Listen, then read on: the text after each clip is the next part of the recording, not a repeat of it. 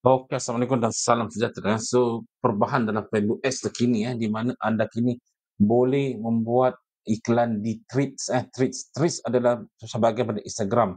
So, dia macam chatting group lah, okey. So, artinya sekarang kini anda boleh membuat iklan tersebut. Dia baru bermula pada bulan ini, okey.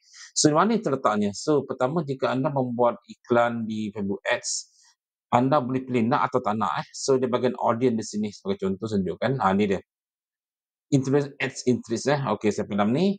So jika anda lihat jika anda ambil, advertisement placement semualah. Jika ada klik di edit di sini, anda ambil manual placement, anda akan lihat sekini terdapat 5 bahagian untuk anda buat anda punya iklan di Facebook, Instagram, Messenger, Threads dan Audience Network, okey. So ini adalah bahagian yang boleh anda pilih. So kalau anda tak nak, anda boleh buang di sini saja. So kalau anda nak ada di sini dan dia terletak di bawah sini, eh. Mana thread ni. Okey, ni dia Instagram thread. Ni dia thread feed ada di sini. Okey, so ini adalah satu bagus untuk anda kerana saya rasa pada kali ini, Facebook akan pergi all out lah, dia baru lagi kan. Biasa benda baru ni memang cepat dia akan pergi, orang kata dia punya organik memang cukup baguslah. Kalau buat iklan memang baguslah. So anda kena pilih yang ini untuk sebagai anda punya cuba dan lihat dulu. Saya belum cuba lagi dan baru mencuba, saya lihat macam mana. So artinya bila anda dah pilih yang ini, secara otomatik jika anda pergi ke X area, anda akan lihat anda punya Facebook. Jika anda ada Threads anda kena daftar Threads di Instagram anda. Kalau tak ada keluar lah. Contoh saya ambil, mana ni, ni platform so dia tak ada Threads kena create profile lah, betul. So kalau nak, anda kena buat lah, okey. Jadi coba mana memang dah ada, okey. Dah,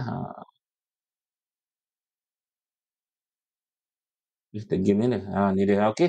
Dah ada kita Threads dia. So, Threads boleh dibuat sini. Tetapi masalah untuk Threads ni, jika anda create ads menggunakan use existing content, contoh, saya ambil kata content ada di sini. Saya katakan saya ambil, club sini contohlah, okey. Saya ambil satu content untuk buat iklan, automatic Threads di sini akan hilang, okey. So, dia harus dilakukan upload dengan mengupload secara orang kata baru punya, image atau baru punya video.